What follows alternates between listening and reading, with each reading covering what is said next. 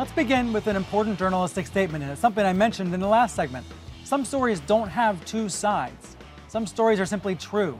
There's no necessity to give equal time to the quote-unquote other side. One of these is climate change. Depending on which study or which expert you consult, between 95 and 97% of scientists agree that climate change is happening now, that it's damaging the planet, and that it's man-made. That seems pretty definitive, right? So why does television news too often feel compelled to stage debates between those who represent the 97% and those who represent the fringe? Case in point is last week's Meet the Press. David Gregory interviewed Bill Nye the Science Guy, who, by the way, is not technically a scientist, and Congresswoman Marsha Blackburn. She's a conservative climate skeptic with no particular expertise in this subject. Whatever Meet the Press was trying to accomplish, I don't think they did it.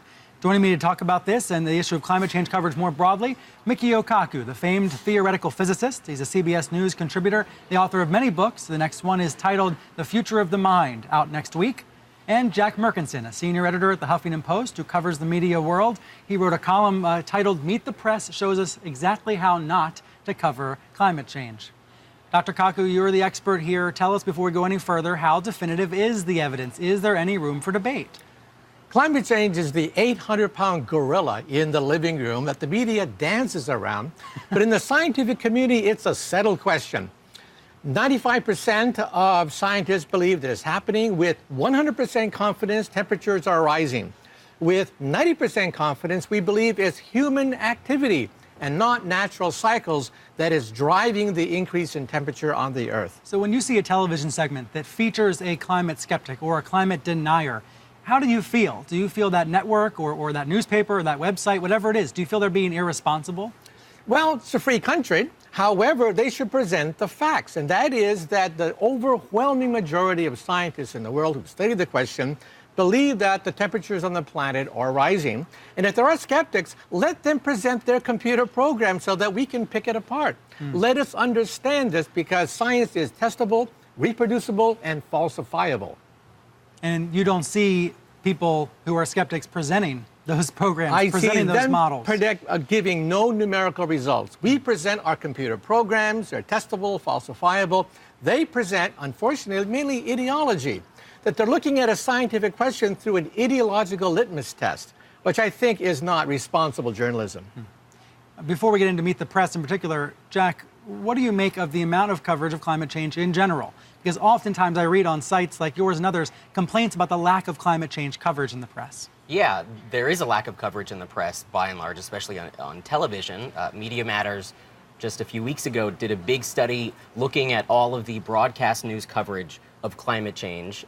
They found that on the Sunday shows in all of 2013, there was 27 minutes total combined on the big four shows on NBC, CBS, ABC, and Fox about climate change. One show in particular, Meet the Press, did no coverage at all. Face the Nation on CBS had the most. The broadcast evening news shows covered it more, probably because they do a lot more coverage of extreme weather events. And so when you talk about extreme weather, often you find yourself talking about climate change. But by and large, we're talking about a huge issue that's really undercovered on our major outlets. So we would think, as we had last week, 3 of those Sunday shows covering the topic, you'd think that would be a good thing. Right. But you said it wasn't. Why is that? Well, I really focused on Meet the Press. Face the Nation and This Week also did coverage, but theirs was better. Face the Nation's was especially good.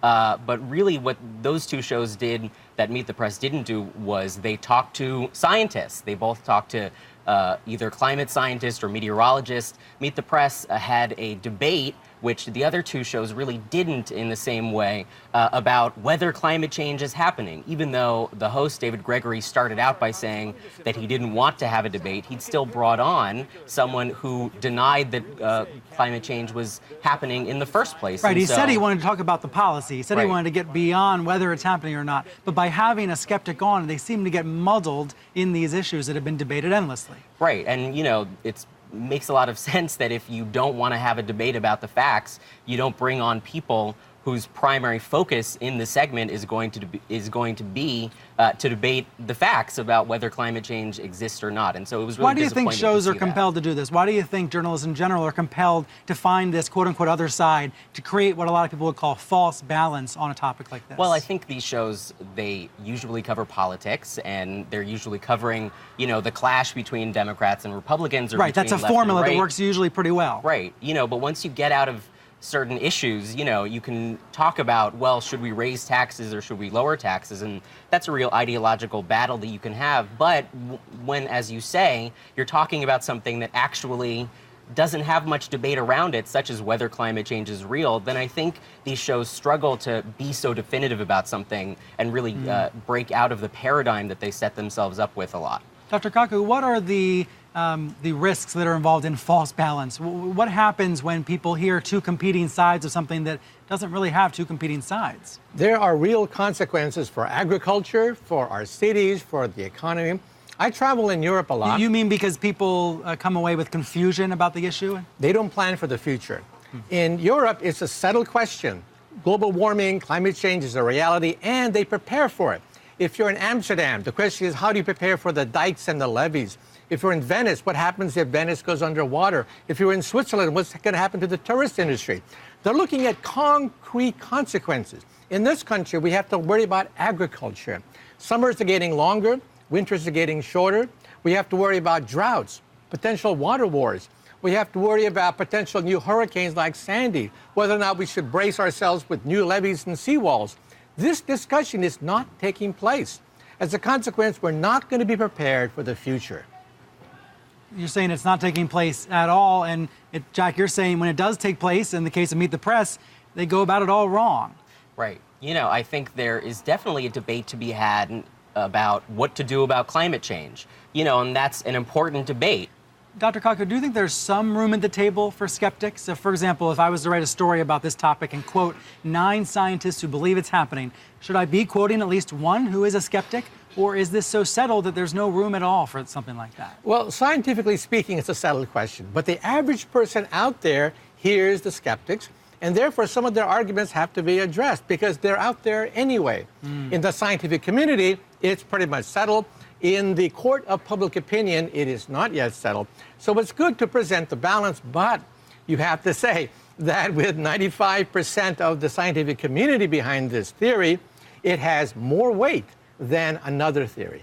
And language matters here so much. Do you think the term global warming is one that reporters and anchors should avoid using because it conjures up the idea just of the climate getting warmer as opposed to the idea of extremes? That's right. Global warming is actually a misnomer. It should be global extremes and global swings, because as you add more energy into the atmosphere, it sloshes around. Energy doesn't simply uniformly warm up the planet.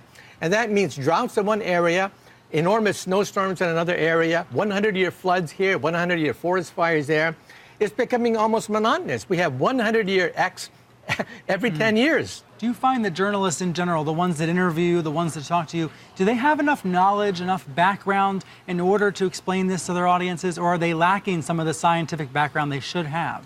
I think they're lacking some of the background, and they get intimidated because the climate skeptics are not fools. They're not stupid people. They also read a lot, but then they put it in an ideological context, and they see everything through this lens, and they don't do the homework. They don't do the computer programs. They don't critique the mathematics. And so for us, there's nothing to debate. We cannot debate them because they have no programs, no data, no formulas. There's nothing but ideology. Michio Kaku, Jack Mirkinson, thank you so much for joining me. Thank you.